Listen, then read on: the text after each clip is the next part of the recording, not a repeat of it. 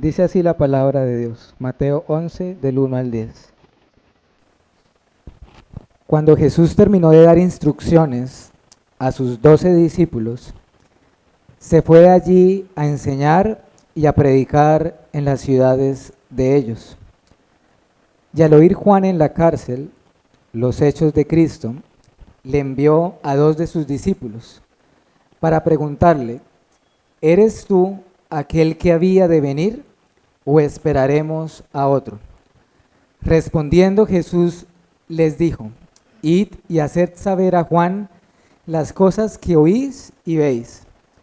Los ciegos ven, los cojos andan, los leprosos son limpiados, los sordos oyen, los muertos son resucitados, y a los pobres es anunciado el Evangelio.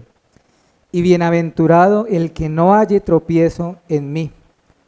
Mientras ellos se iban, comenzó Jesús a decir de Juan a la gente: ¿qué salisteis a ver al desierto?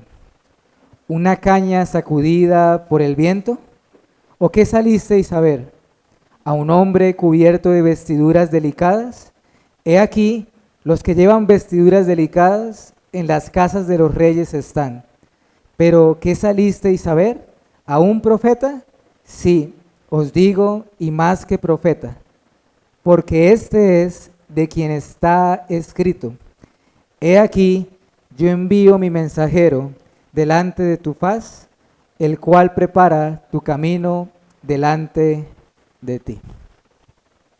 Oremos. Padre Celestial, tu palabra dice que cada vez que abrimos la Escritura, te necesitamos. No podemos ir a ella ni con orgullo, ni con soberbia, ni con autosuficiencia. Necesitamos que tu Santo Espíritu ilumine las mentes y los corazones de todos los que nos hallamos presentes en esta mañana. No podemos hacerlo nosotros mismos, Señor. No importa cuánto nos esforcemos o cuánto me esfuerce, todo será infructuoso, todo será en vano, Señor, si tú no obras en las vidas de cada uno de nosotros. Por lo tanto, te ruego que la fe nuestra no descanse en la sabiduría humana, sino que realmente sea tu misma palabra la que nos convenza de nuestro error, de nuestros malos caminos, de nuestra necesidad profunda que tenemos de Cristo y de la salvación. Por favor, mi Señor, obra. Tú sabes que es más allá, mucho más allá de explicar un significado bíblico. Nuestro ruego y nuestro deseo es que tú seas glorificado. Y tú solo eres glorificado con conversiones, con nuevos nacimientos, y tú solo eres glorificado santificando a tu pueblo. Pero eso solo lo haces tú, Señor, con tu Espíritu y con tu palabra. Ruego, Señor, que hoy uses tu palabra para traer consuelo a mis hermanos en aflicción, en tristeza, en enfermedad, porque tú eres el Dios de toda consolación, dice tu palabra. Bendito el Dios y Padre de nuestro Señor Jesucristo, Dios de toda consolación, y bendito seas tú, Padre de misericordias. Amén y amén. Bien, iglesia y amigos que nos visitan en esta mañana, vamos a estar viendo con la ayuda de nuestro Dios este pasaje que acabamos de leer, y a modo de título para este sermón es una pregunta y una respuesta trascendental. Yo creo que ustedes ya han identificado cuál es la pregunta y ya la respuesta también. La semana pasada, hace 8 días, fuimos exhortados grandemente por las Escrituras de que el Señor Jesucristo no vino a traer paz sino espada, ¿cierto? Esta es una exhortación de que si nosotros queremos realmente ser dignos de Cristo, de ser sus discípulos, de ser cristianos, en todo el sentido de lo que eso significa, hemos de aprender a negarnos a nosotros mismos, hemos de aprender a morir a nosotros mismos, amar al Señor por encima de los vínculos más cercanos, de padres, de hijos, etcétera. O en otras palabras, de tomar la cruz cada día y seguirle. Mateo 10, que estuvimos viéndolo, hermanos, el Señor Jesús, allí en Mateo 10 es el segundo discurso extenso que hace el Señor registrados en Mateo, después del Sermón del Monte. Y el Señor Jesús termina este segundo discurso, registrado en el capítulo 10, con promesas a los discípulos que serían enviados a una misión de anunciar el Evangelio del reino de Dios que se ha acercado a nosotros desde la primera venida de Cristo. Incluso termina dándole unas promesas y palabras de consuelo de que no todo será persecución, de que no todo será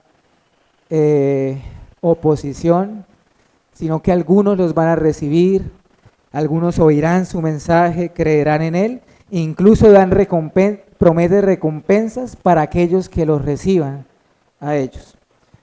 Pero no es necesario volver a repetir estas aplicaciones, solo lo menciono para que veamos que todo ese contexto nos sirve para iniciar el capítulo 11, el cual vamos a estar adentrándonos a partir de hoy durante algunos domingos más. Mateo capítulo 11. Recuerden, mis hermanos, que el autor de este evangelio, Mateo, tiene un objetivo principal cuando escribió este evangelio.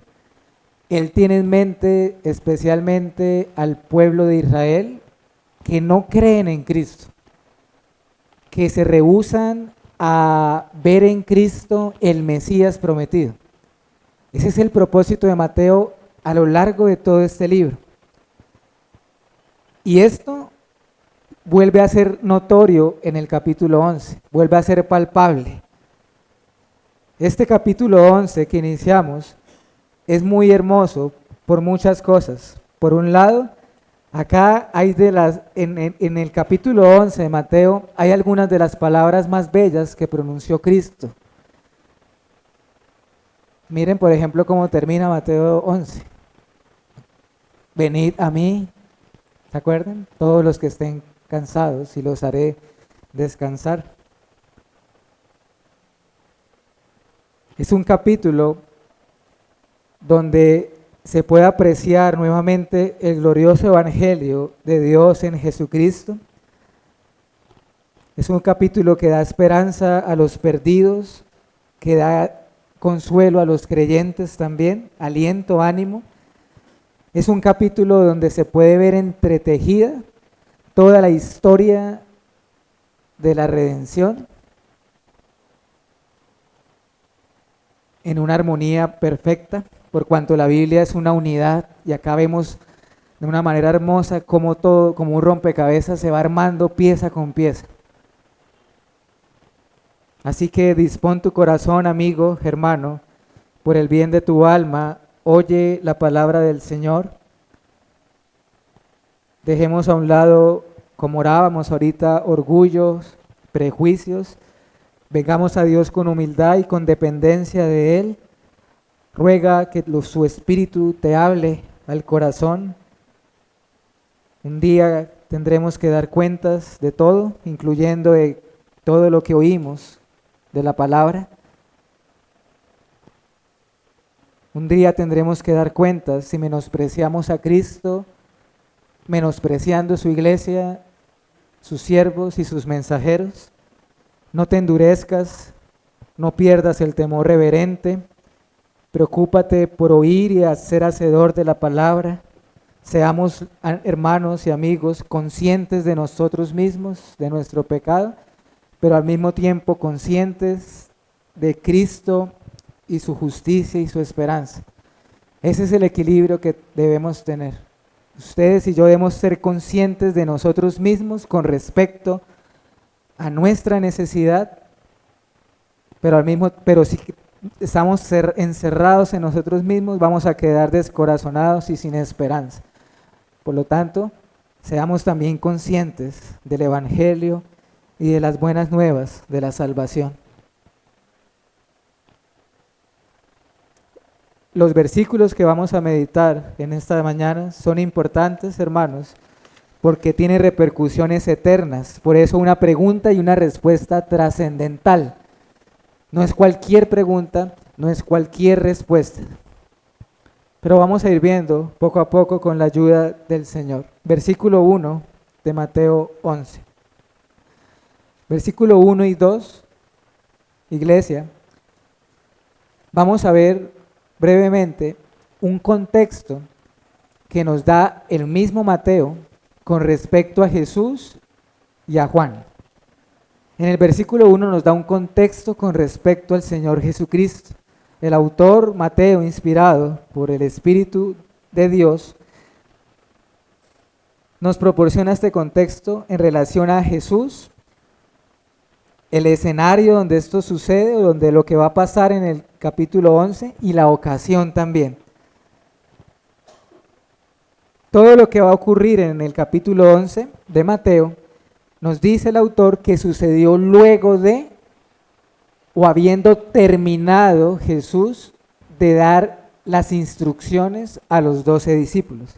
Es decir, esto sucede inmediatamente después, cuando el Señor da la comisión a los 12 y todas las instrucciones que están alrededor de ella, que fue todo lo que vimos en el capítulo 10, y Él los envía y ellos se van a la misión de anunciar el Evangelio.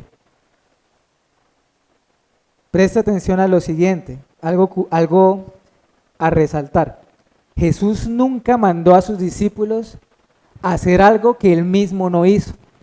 Él no envió a sus 12 a la misión de compartir el Evangelio mientras Él se quedaba inactivo o ocioso sin hacer nada.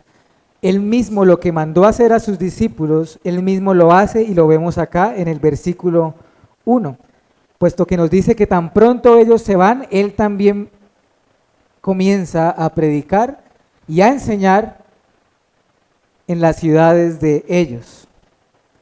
Acá nuevamente vemos una ligera diferencia que ya habíamos visto unos capítulos atrás entre la predicación y la enseñanza. Hermanos, enseñanza está muy conectado con el tema de la instrucción y es importante, Jesús instruye, está enseñando.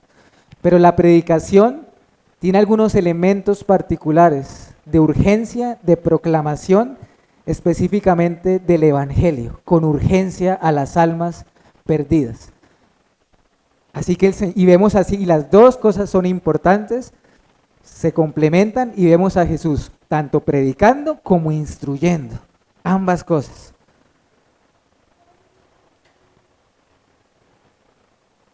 Algo más comenta un hermano,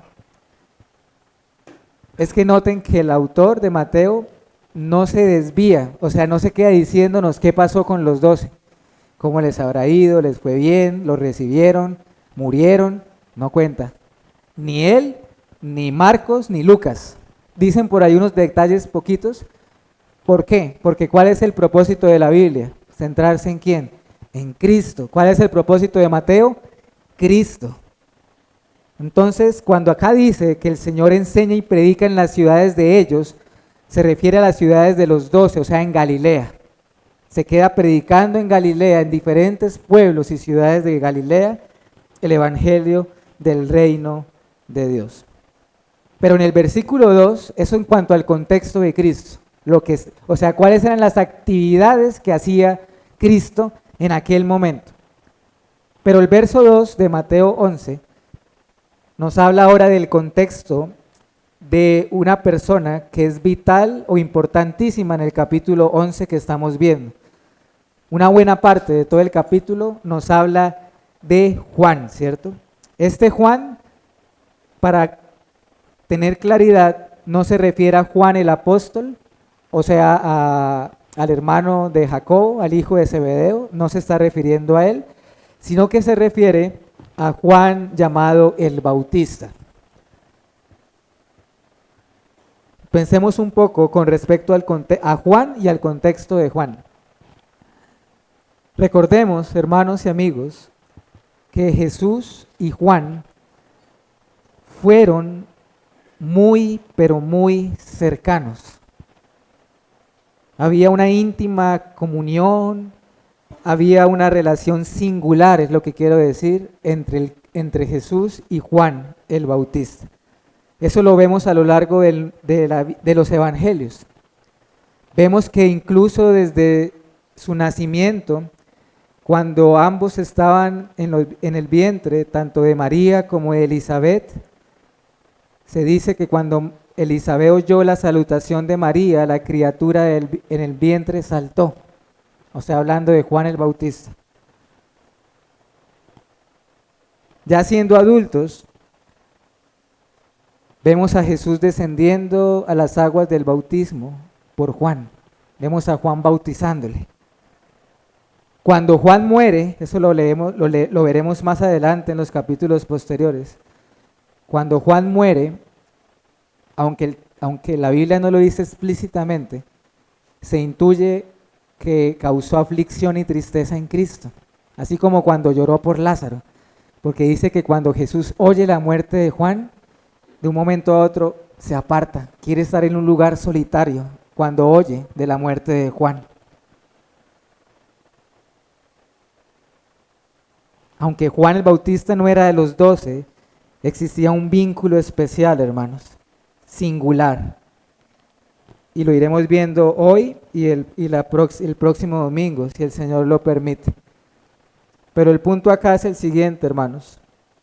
Para cuando Jesús envía a los 12 y se van a la misión, y el Señor Jesús está enseñando y predicando en las ciudades de ellos, ¿qué pasaba con Juan? Según el texto, ¿estaba qué? Preso, ¿cierto? Estaba en la cárcel. O sea que esto ya nos ubica más o menos cuándo pasó esto. Es muy probable que lo que tenemos ante nuestros ojos en este texto ocurre, o sea, lo que ocurre en Mateo 11, poco antes de la muerte de Juan. Juan se encontraba en la cárcel, esto es en una fortaleza llamada la fortaleza de Masqueronte en Israel, que hacía parte de uno de los palacios de Herodes Antipas. Y ustedes recordarán la razón por la cual Juan estaba en la cárcel. Herodes, no te es lícito tomar a la mujer de tu hermano. Por eso se encontraba Juan preso, encarcelado. Por lo tanto, él no sabía lo que estaba ocurriendo en cuanto al ministerio del Señor Jesucristo. O sea, no tenía, como estaba preso, no tenía forma de saber, sino por medio de sus propios discípulos. Por lo menos, aunque estaba en una situación precaria, le permitían visitas en la cárcel. Y a Juan lo visitaban sus discípulos. Juan el Bautista tenía discípulos. Por ejemplo, 2 de los apóstoles de Jesucristo, de nuestro Señor, antes de ser apóstoles, fueron discípulos de Juan Bautista. Entre ellos, Andrés y el mismo Juan. Si quieren anotar las referencias, en Juan capítulo 1, versículo 37 y 40, se nos dice que Andrés y probablemente Juan, el hijo de Zebedeo, fueron discípulos primero de Juan el Bautista. Pero ¿cuál es el punto de nuestro pasaje, hermanos? Llegó a oídos de Juan lo que estaba teniendo lugar en las ciudades que hacía Jesús. Sus discípulos, cuando lo visitaron a Juan en la cárcel, le contaron las enseñanzas y los milagros que estaba haciendo Cristo en todos esos lugares. ¿Cuáles noticias? Las obras de Cristo, sus hechos. De hecho, hay un pasaje paralelo a este que está en Lucas capítulo 7. Lucas 7 nos dice algo similar. Los discípulos de Juan ven o oyen de lo que hace el Señor y van a la cárcel a donde Juan y le cuentan las cosas. En Lucas 7, ¿qué cosas acababan de pasar? Por ejemplo, Jesús acababa de resucitar al hijo de una viuda, la viuda de Naín, acababa de resucitar. Y junto con la predicación y enseñanza, el Señor Jesús acompañaba todo esto de señales, de milagros, como veremos ahorita. Y todo esto a usted le puede parecer intrascendente. Pastor, ¿por qué es necesario mencionar todo esto? Bueno, hermanos, porque la Escritura lo dice. Y segundo, porque nos es necesario conocer qué estaba haciendo Jesús cuando llegaron los mensajeros de Juan y cuál era la situación en la que se encontraba el mismo Juan. Eso nos ayuda a entender o a dimensionar el contexto de lo que pasó. Así que ese es el contexto. El Señor Jesús está enseñando, haciendo milagros, y por otro lado Juan está en la cárcel, oye todo lo que está pasando y envía entonces a 2 de sus discípulos con una pregunta. ¿En qué versículo está la pregunta? Versículo 3, ahí está la clave de nuestro texto en esta mañana.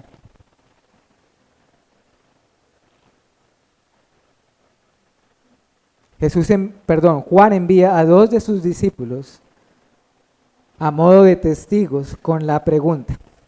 Es una pregunta que es medular, hermanos, fundamental. Pregunta corta pero directa. ¿Eres tú el que había de venir o hemos de esperar algún otro?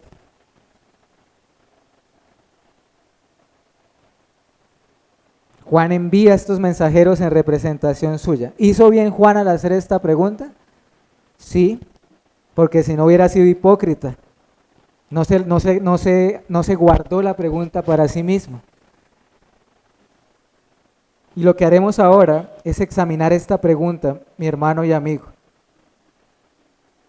El porqué de esa pregunta, el contenido de esa pregunta y la motivación de esa pregunta. Porque luego de eso, en el texto, a raíz de toda esta pregunta, se desencadena todo un testimonio favorable de Jesús hacia Juan el Bautista, que vamos a verlo por lo menos una parte hoy. ¿Por qué la pregunta de Juan el Bautista? Y yo les debo decir algo, hermanos. Cuando leía el pasaje, me fue imposible no hacerme yo mismo la pregunta, ¿por qué Juan hizo esto? O sea, es inevitable pensar por qué Juan el Bautista le mandó a hacer esta pregunta al Señor Jesús. ¿Eres tú el que ha de venir o esperaremos de otro? ¿Por qué encontré complejo la pregunta de Juan, hermanos? ¿Por qué vemos a Juan acá como dudando con respecto a la identidad de Cristo Jesús? Si después de todo Juan le conocía también, ¿cierto? Es extraño, ¿no le parece? Después de todo él mismo le bautizó, después de todo el mismo Juan fue testigo ocular de cómo el Espíritu Santo descendía sobre él. Juan fue testigo, sus oídos oyeron la voz del Padre cuando decía, este es mi Hijo amado en quien tengo complacencia. Fue Juan en quien prefirió menguar para que él creciera.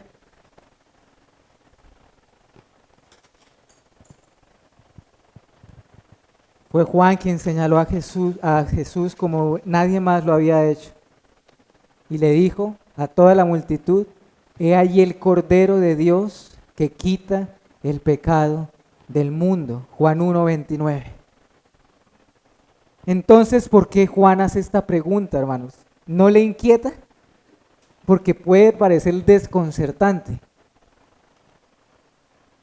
Bueno, hermanos, por un lado, debemos recordar que Juan no era un ángel, era un hombre de carne y hueso como nosotros, Y aparte de todo, estaba en un contexto difícil como el que acabamos de ver. Y pudo ser que su mente como hombre se haya nublado y no pudo ver con claridad en ese momento lo que antes sí pudo ver con claridad.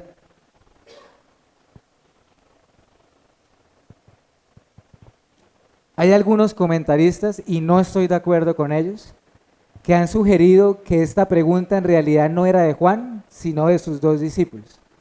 ¿Por qué saben? ¿Por qué podemos estar seguros que no es así? Porque ¿qué le responde el Señor a Juan? Vayan y háganle saber a Juan. Él fue el que preguntó, denle la respuesta a él. Entonces, mis hermanos y amigos, es muy probable que lo que sucedió con Juan acá, no creo que sea como tanto llamarle incredulidad, sino que ocurrió en la mente de Juan y en su corazón una confusión en ese momento. ¿A qué hago referencia? ¿Confusión en qué sentido? Todo lo que, acuérdense que él oyó el mensaje de los discípulos, el Señor anda enseñando, sanando. Cuando Juan oye eso, a raíz de eso que él escucha, se le genera una pregunta, una confusión. Esto que él oía, que estaba haciendo el Señor, no armonizaba con lo que el mismo Juan había anunciado de Cristo con respecto al juicio. Acuérdense que él les decía cosas como, el hacha está puesta a raíz de todo árbol, y todo árbol que no dé buen fruto será cortado y será echado al fuego. Entonces estas cosas no concordaban para Juan. Él había anunciado fuertemente al Cristo como un juez también, como aquel que da juicios. Pero ahora oía que el Señor hablaba con palabras de gracia y amor y sanaba multitudes con misericordia.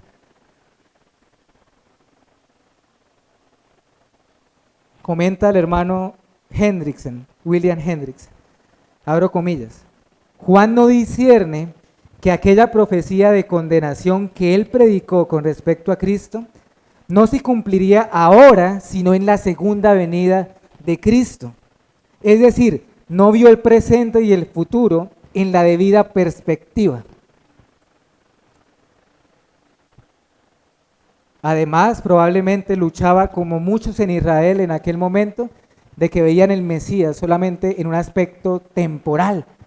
Vino a librarnos, y él estando preso a manos de Herodes. Habían cosas que no concordaban para Juan, y le generó confusión. En la primera venida, ¿Cristo vino a traer juicio?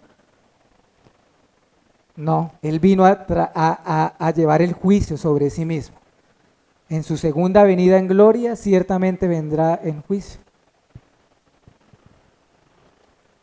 Y lo hermoso es que el Señor fue sensible y fue misericordioso en este sentido. Con respecto a la pregunta, eso en cuanto al por qué.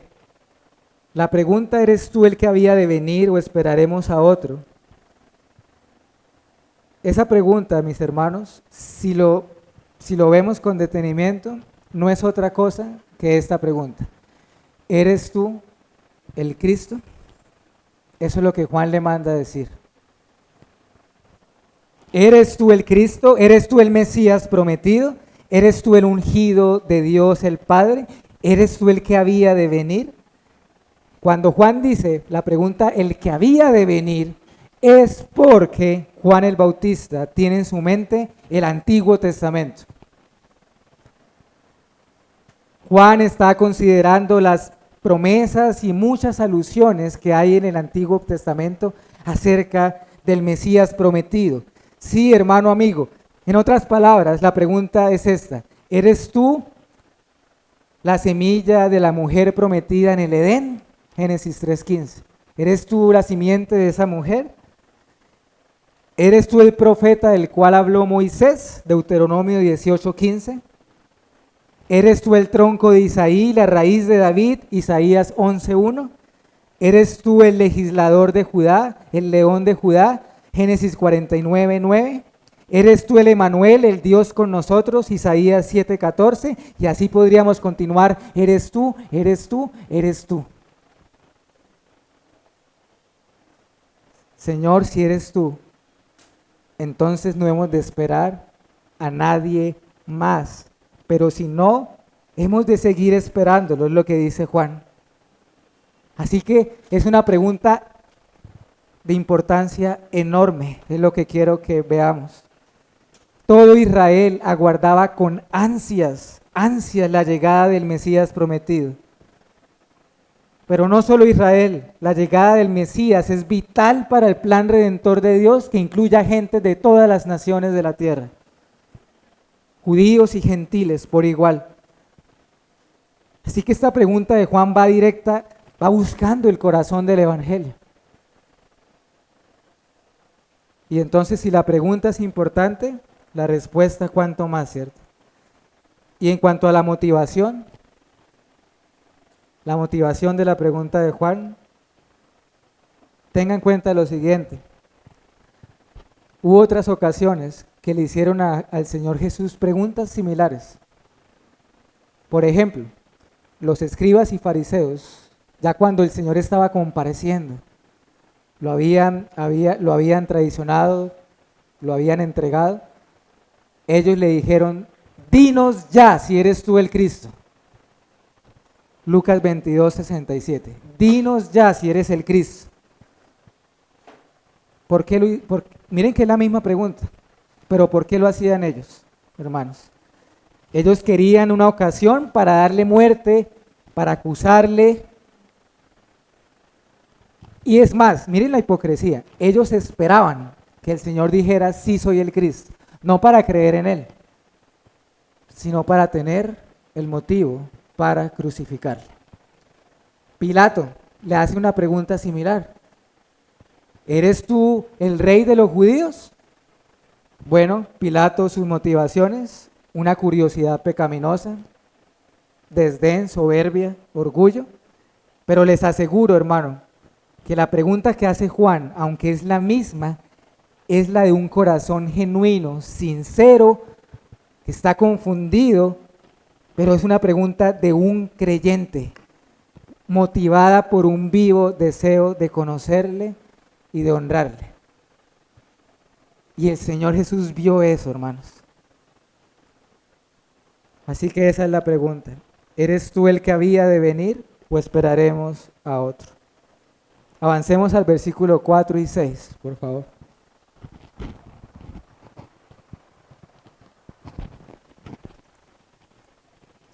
Una respuesta con repercusiones eternas. Una respuesta con repercusiones eternas. Acá, versículos 4 al 6, vemos la anhelada respuesta del Señor a tan importante pregunta de Juan. También es una respuesta cortica, ¿cierto? Pero vamos a detenernos allí unos minutos. Pero antes pensemos todos en esto. Miremos la paciencia infinita, la misericordia del Señor para con Juan. No le vemos, en la respuesta del Señor, no le vemos un solo reproche a Juan. No le vemos diciéndole, vayan y díganle, ¿dónde está tu fe ahora? No vemos eso. No le vemos mandándole a decir, como sí le dijo una vez a uno de los 12, tanto tiempo que he estado con ustedes y no me conocen. No le vemos diciéndole eso. Amor, compasión, ternura, vemos acá del Señor para con Juan. Y la respuesta no es directa. El Señor no se limita a decir, sí lo soy o no lo soy. Va acompañada de lo siguiente. Primero le dice a sus dos mensajeros de Juan, díganle a Juan todo lo que ustedes mismos han visto y han oído. Recordemos que para cuando llegan estos dos mensajeros de Juan el Bautista, los dos discípulos de Juan, El Señor Jesús, ¿qué se encontraba haciendo? Enseñando, predicando. Vayamos a Lucas 7:20, un momento, que es el texto para leer. Lucas 7, lo leo desde el 18 para que veamos el contexto. Lucas capítulo 7, versículo 18. Miren lo que dice acá Lucas. Los discípulos de Juan le dieron las nuevas de todas estas cosas y llamó Juan a 2 de sus discípulos. Versículo 19 de Lucas 7. Y los envió a Jesús para preguntarle, ¿eres tú el que había de venir o esperaremos a otro? Cuando pues los hombres vinieron a él, dijeron, Juan el Bautista nos ha enviado a ti para preguntarte, ¿eres tú el que había de venir o esperaremos a otro? Miren lo que dice el 21. En esa misma hora sanó a muchos de enfermedades y plagas y de espíritus malos, y a muchos ciegos les dio la vista. Y respondió Jesús y les dijo, y allí siguen las mismas palabras que hay en Mateo. ¿Por qué leímos eso, hermanos? ¿Qué fue lo que ocurrió? Llegan los 2 mensajeros de Juan y es como si el Señor oye la pregunta y les dice, ¿saben? Acompáñenme un tiempo. Y se quedan ahí por un tiempo los 2 discípulos de Juan para que vean y oigan todo lo que el Señor hace durante ese tiempo. Y luego si les dicen, listo, vayan a Juan y cuéntenle lo que han visto y lo que han oído.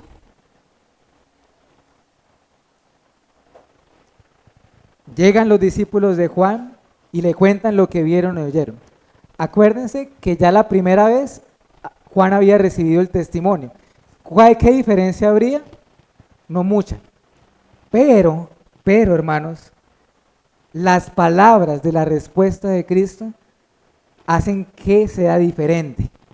Me refiero al versículo 5 y al versículo 6. No es lo mismo que los discípulos vinieran a Juan y le dijeran, vimos esto, oímos esto, a las palabras mismas que el Señor le manda a decir a Juan. ¿Qué le manda a decir el Señor a Juan? Díganle a Juan lo siguiente, los ciegos ven, los cojos andan, los leprosos son limpiados, los sordos oyen y aún los muertos resucitan. ¿Por qué le dice el Señor Jesús estas palabras a Juan? ¿La fe viene por vista para que Juan viera las señales y creyera? No, hermanos. Acá había algo especial. ¿Saben qué era? El Señor mandó a decirle estas palabras a Juan porque cuando Juan las oyera, les iba a parecer conocidas a las escrituras que él tenía en su mente y en su corazón. Eso me suena conocido.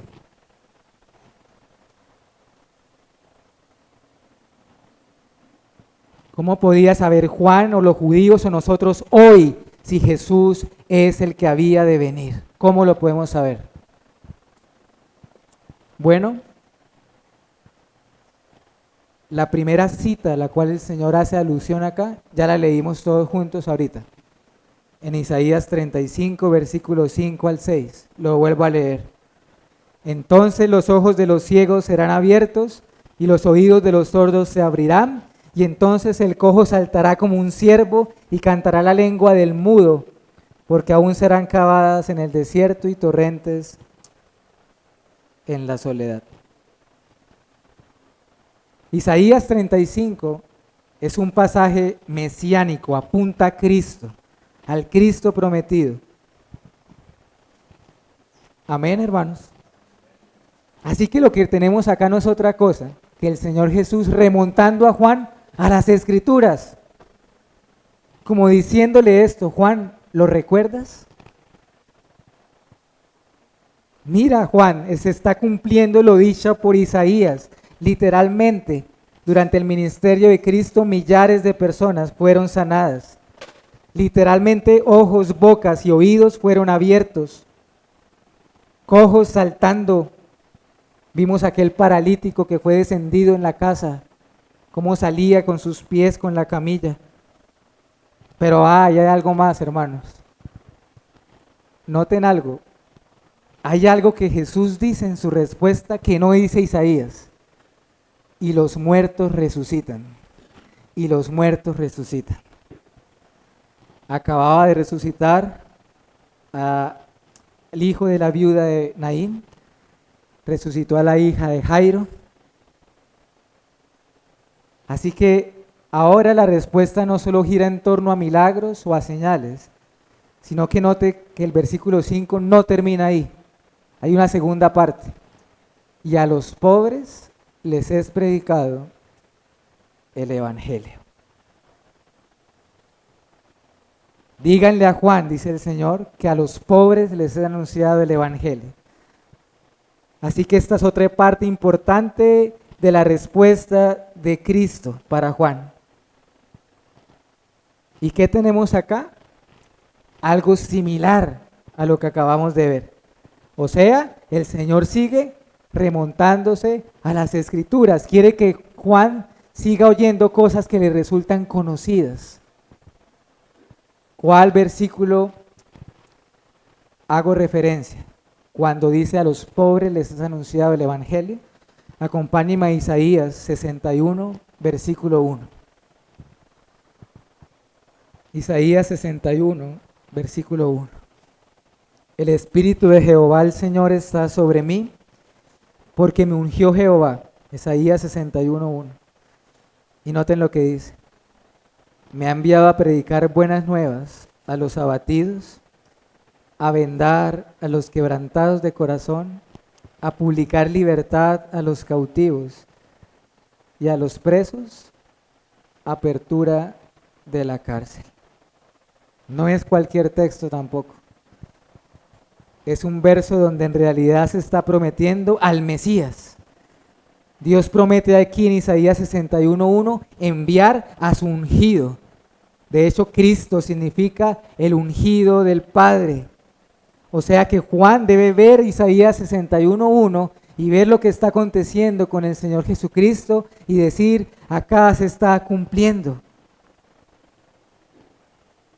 Ahora, ¿cómo así que predicar a los pobres el Evangelio de Dios? ¿A cuáles pobres se refiere? ¿Será que se refiere a los pobres materialmente hablando? En alguna medida, quizás muchos lo eran así. Pero el punto, hermanos y hermanos, es que el Evangelio de Jesucristo no es un evangelio social, no es un evangelio que apunta a lucha de clases sociales. Cristo Jesús vino a anunciar el Evangelio a pobres y ricos por igual, porque unos y otros están en miseria y necesitan ser reconciliados con Dios. Igual, igualito. Así que los pobres acá, cuando dice que predicar el Evangelio a los pobres, y lo estaba haciendo, es aquellos que estaban afligidos de corazón por su pecado, a los pobres de espíritu, a los que ven su necesidad de Cristo, a los que se lamentan por su pecado. De hecho, Isaías lo confirma, a los afligidos, a los quebrantados de corazón. Él vino a dar libertad a los cautivos del pecado, redimiéndolos, salvándolos. Entonces Juan podía ver y escuchar esto y decir, sí, eres tú el que había de venir. Versículo 6. Hay algo más en la respuesta que se le envía a Juan. Vayan y díganle a Juan, dice el Señor, que bienaventurado es aquel que no encuentra tropiezo en mí. Acá tropiezo significa escandalizar, ofender. En otras palabras, feliz es aquel que no tropieza en Jesucristo. Y noten que sigue la misma idea. Acuérdense que en el Antiguo Testamento también, por ejemplo, se habló de una roca que vendría, de un cimiento estable, de una piedra angular que los edificadores llegarían a desechar. Hermanos, qué triste es que muchos judíos, no solo en los tiempos del Señor, sino que aún hoy siguen esperando a otro.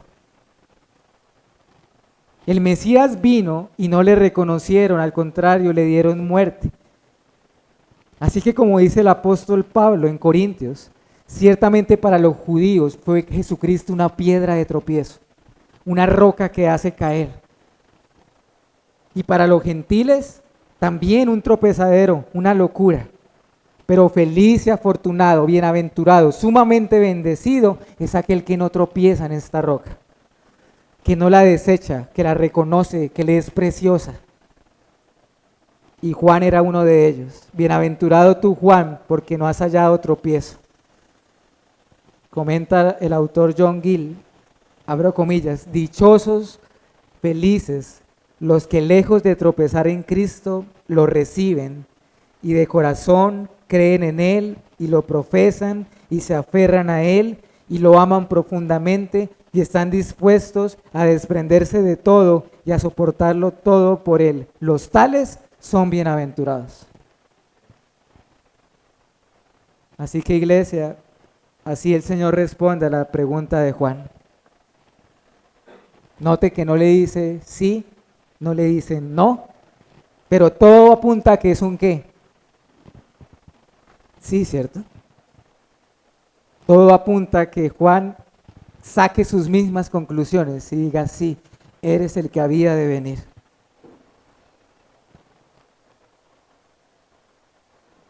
Así que es necesario correr a Cristo. Si no hay otro, es necesario correr a Él y aferrarnos a su justicia cada día. O si no, en su segunda venida seremos avergonzados. Y finalmente, consideremos los versículos 7 al 10. Una voz que clama en el desierto. Acá no vemos otra cosa que un testimonio, un tributo, por así decirlo, de Cristo hacia Juan, hacia el heraldo del reino. Acá en estos versículos, incluso hasta el 19, pero hoy no vamos a ir hasta allá, hay un extenso testimonio que hace Jesús de Juan a las multitudes. Hermanos, esto es singular. Yo no me acuerdo, la verdad, en la Biblia que el Señor Jesús haya dado un testimonio de otra persona tan extenso como lo hizo de Juan, ni siquiera de los 12, ni siquiera de los 12.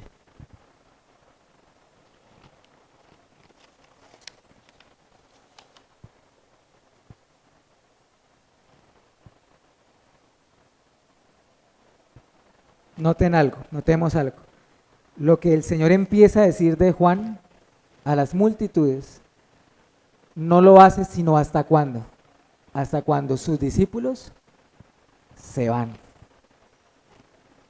O sea, los discípulos de Juan no llegaron a la cárcel y le dijeron, esto dice el Señor, pero también habló de ti.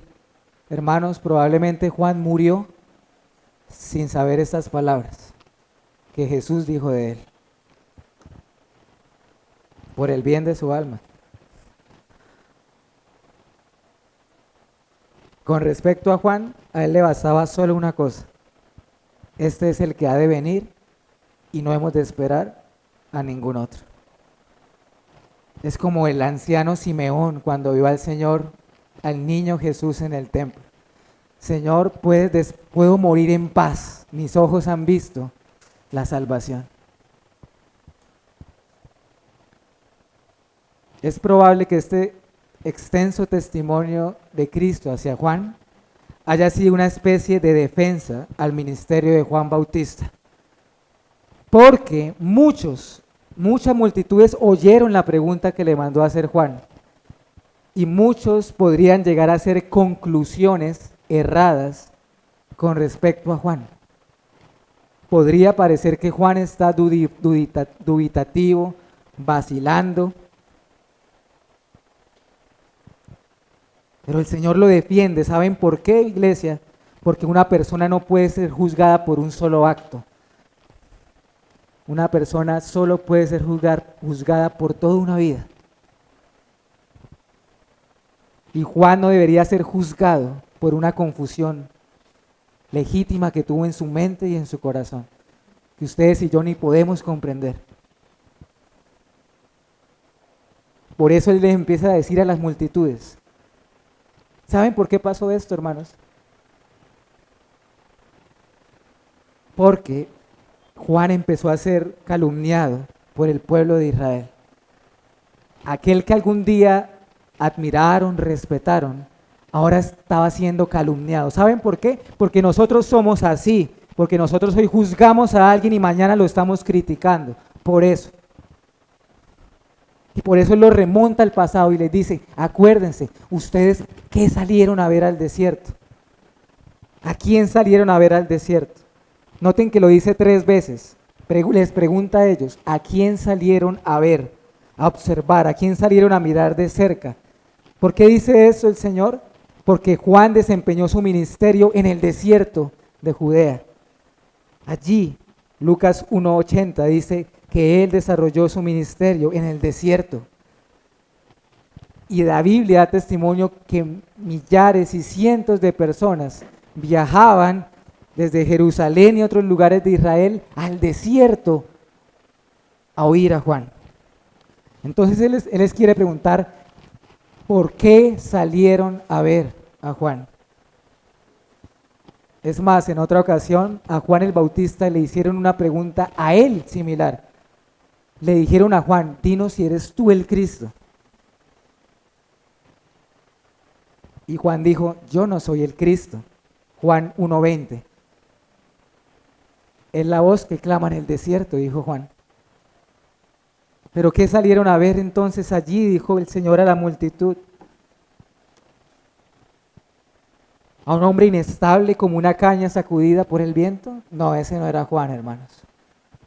Así no era Juan. ¿Salieron a ver a un hombre vestido con ropas elegantes y virtuosas y finas? Ese no era Juan tampoco. ¿Saben? Me llama la atención, en el texto original, cuando habla de ropas finas o delicadas, lo traduce como ropa afeminada. O atuendos espléndidos para aparentar piedad como lo hacían los fariseos y los escribas. Muchos en aquel tiempo, muchos cortesanos, ¿saben qué hacían? Adulaban a los reyes, les decían palabras bonitas, halagadoras, para recibir beneficios y vivir en los palacios y en las cortes. Pues bien, el Señor les dice, ese hombre así no es Juan. Eso déjenselo a los reyes que están en sus palacios. De hecho, ¿por qué estaba Juan en la cárcel? ¿Por adular a un rey? No, allí en el desierto había un hombre que se vestía con piel de camello, con cinturón de cuero y que comía langostas y miel silvestre.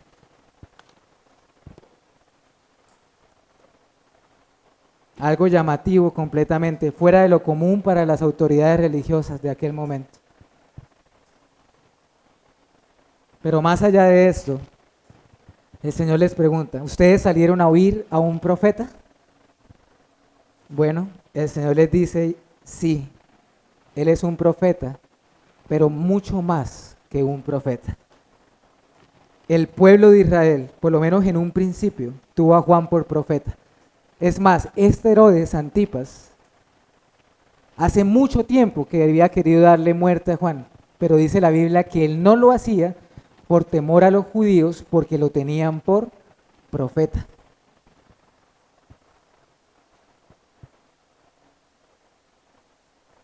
¿Es Juan un profeta? Claro que sí. Vayamos a Lucas 1.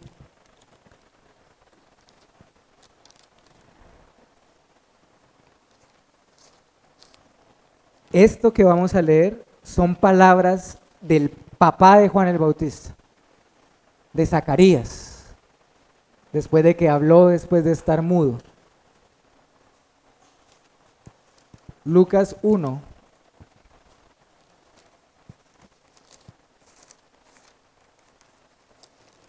Versículo 76 en adelante.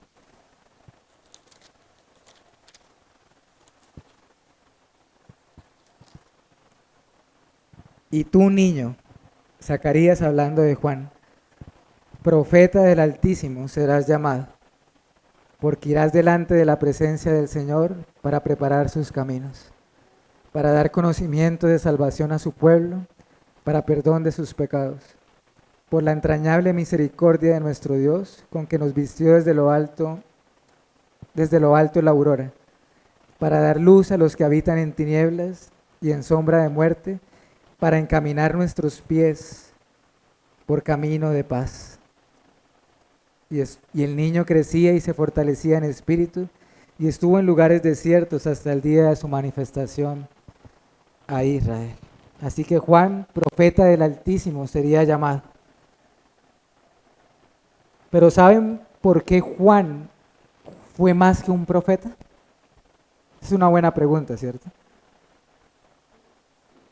Porque Juan, hermanos y amigos, como ningún otro profeta antes que él, estuvo tan cerca del Mesías.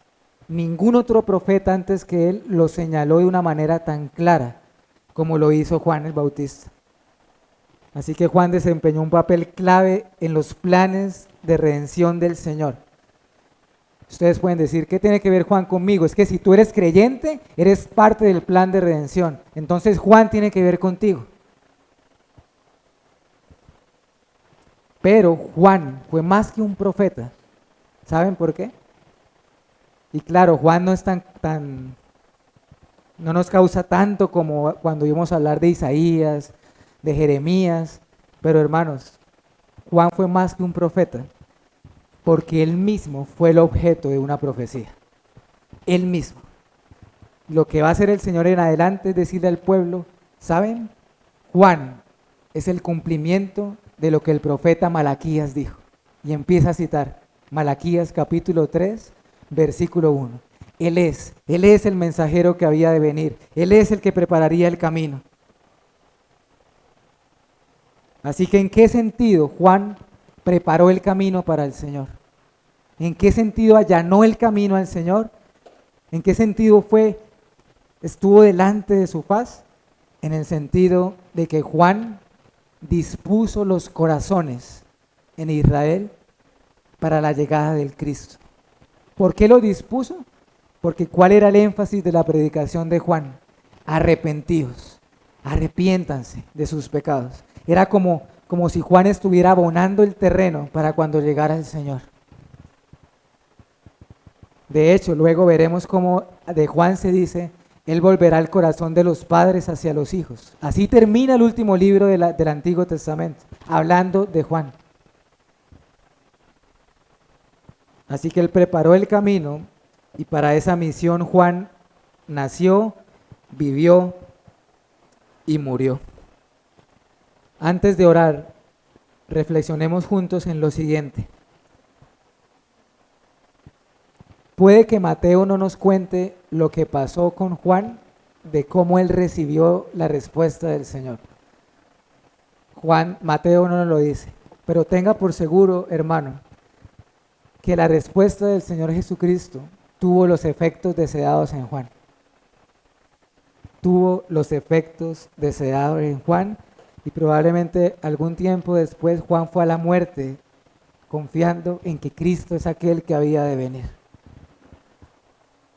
2, a todos nosotros acá en esta mañana nos debe interesar la pregunta que hizo Juan. ¿Eres tú el que había de venir o esperaremos a otro? ¿Por qué nos debe interesar? Porque nuestra alma y nuestro destino eterno dependen de esta pregunta y de su respuesta, nada más y nada menos. Te pregunto en esta mañana, ¿crees en Jesucristo? ¿O aún esperas a otro? ¿O aún confías en otro para tu propia perdición? Hermano, amigo, cuando acá me refiero a confiar en que Él es el que había de venir, no me refiero a algo superficial, histórico. O sea, hasta los demonios saben que Jesús es el Mesías. Me refiero a una fe genuina, auténtica, a aferrarnos a Cristo, a creer que Él murió por nosotros.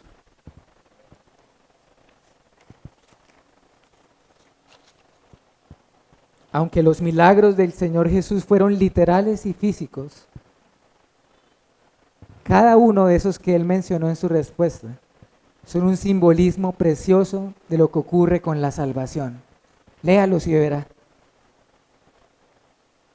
Si estamos sin Cristo, estamos ciegos, somos leprosos, somos sordos, somos mudos y somos muertos.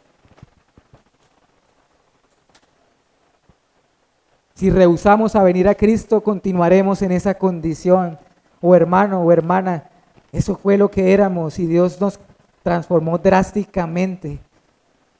Así que gloria a Dios porque el que ha de venir, vino.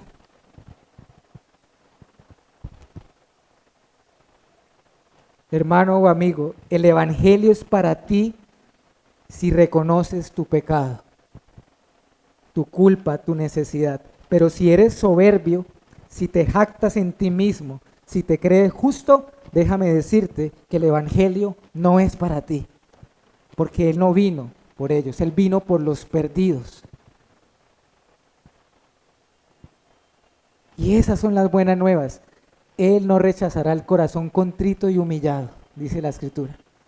No lo despreciarás tú. Él vino por los cautivos a hacerlos verdaderamente libres. Y hay de ti, hay de nosotros si lo rechazamos. Bienaventurado el que no haya tropiezo en mí, dice el Señor. Y si eso es así, pues también es cierto lo contrario. Ay de aquel que haya tropiezo en Jesucristo. Ay de aquellos que desechan esta piedra angular. Ay de aquel que ve en Cristo un obstáculo para su vida y para la realización de sus sueños personales. Pero dichoso, feliz hermano o hermana, feliz eres si Cristo Jesús es tu roca, tu refugio y tu salvación. Y finalmente, solo demos gracias a Dios por el cumplimiento de su palabra, por el cumplimiento de sus promesas, porque es hermoso leer esto y ver cómo todo se ha cumplido a la perfección. Demos gracias porque incluso aunque Juan murió hace mucho, esa voz que clama en el desierto aún se sigue escuchando, porque esa voz quedó acá registrada en la Biblia. Pero más allá de todo, hermanos, y esto es fundamental, el propósito de esto es no quedarnos admirando a Juan. No, mis hermanos, hoy solo les ruego que demos gracias al Señor por aquel Cordero inmolado que quita el pecado del mundo. Amén. Señor, te ruego que nos ayudes a meditar, a considerar con seriedad tu palabra.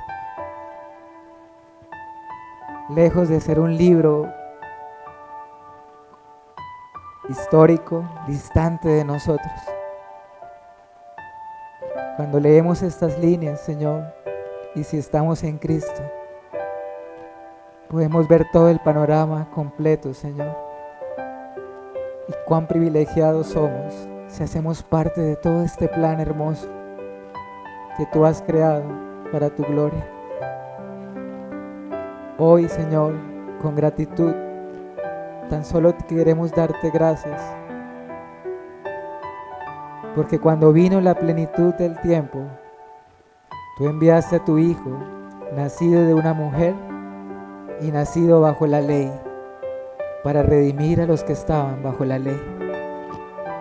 Gloria a ti, porque el Verbo se hizo carne y habitó entre nosotros. Gloria a ti, porque el que había de venir vino, y ya no esperamos entonces a nadie más, Señor. Pero también, con gratitud, ese que vino ha prometido volver por segunda vez, ahí sí para juzgar las naciones con justicia. Así que te adoramos por ambas realidades, porque el que había de venir vino, pero también porque al que ha de venir vendrá y no tardará. Así es, Señor, así lo has prometido. Gracias, oh Dios, por Cristo Jesús, y también incluso Te damos gracias por aquel hombre como Juan que usaste para preparar el camino. Te alabamos y te damos gracias en Cristo Jesús. Amén y amén.